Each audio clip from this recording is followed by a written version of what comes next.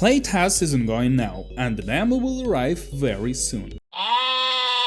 Hello there, it's Kurzik from Kurzik Studio here. In this episode, I'll finish covering the major changes from the recent Steam Playtest update. Last time I went through the audio improvements, new tracks, runner level changes, and game over animations. This time I'll cover visual and world improvements, menu and UI updates, terminal improvements, and Steam achievements. Visual and world improvements. This mostly relates to two areas so far, Zona 3 and mostly Zona 4. It was quite a straightforward change in Zona 3. I added different drones which are flying around with parcels or empty. In my opinion, that makes the world a bit more alive. Though there are way more changes in the lower level Zona 4. First off, house tiles were reworked, as they were looking way too clean for an area, given the fact that it is supposed to be the rock bottom of the platform, and also quite flat, I would say.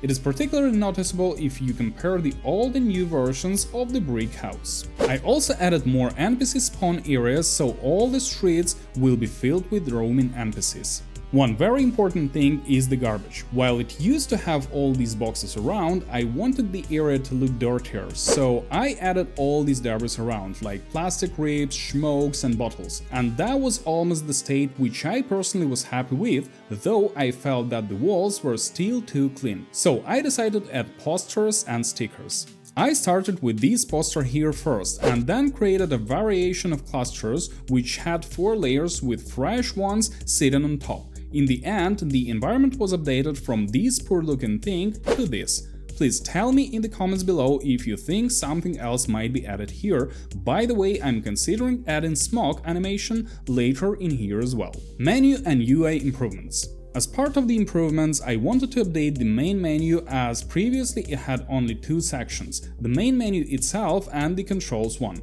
And don't get me wrong, not always does the game require a multi-screen menu, but in the case of NORMA, the only reason why I wanted to expand it is to separate 3 main sections of the game: the normal exploration mode controls, the running mode controls, and the terminal cheat sheet. I also added the sliding panel on the main screen, which offers you to wishlist the game on Steam or support the project. The keyboard support was revisited to make sure both the main menu and in-game menu behave correctly. I also have an intent to introduce handheld support in the future. Now, why handhelds specifically, some might ask? The reason is simple: handhelds have virtual keyboards, which will be required for the terminal situation in the game. In terms of controller support, I'll be honest with you, I'm not certain yet how much players will be willing to wang the stick through the virtual keyboard, and I will need to introduce one then, if it's not handheld, to type commands. So far, that's an open question. Over to inventory.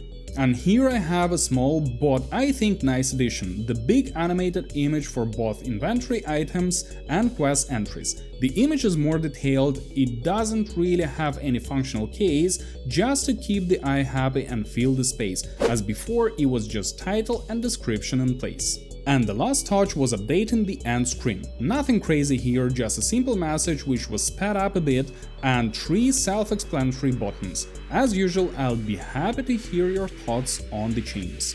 That's one of my favorites, as the whole world is actually rotating around this feature.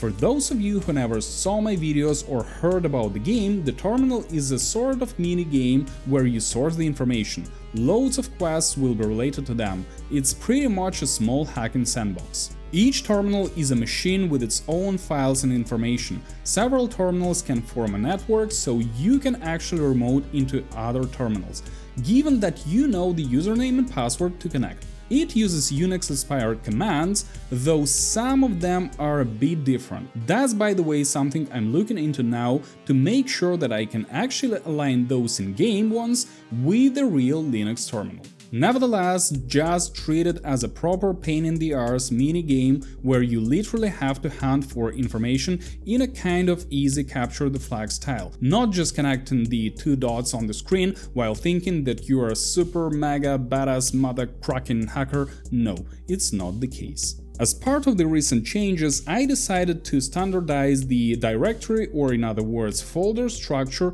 across terminals. That means that all the terminals in the game will have the same base structure. The reason for it is to make it easier for players to search through terminals and execute familiar command patterns. Another important improvement is the introduction of a hint during the tutorial. While during the tutorial the information is given to you, it's easy to slip the finger, hit the spacebar accidentally, and miss an important piece of information regarding the command which is supposed to be executed. This, in my opinion, complements the tutorial nicely and makes the onboarding process a bit easier.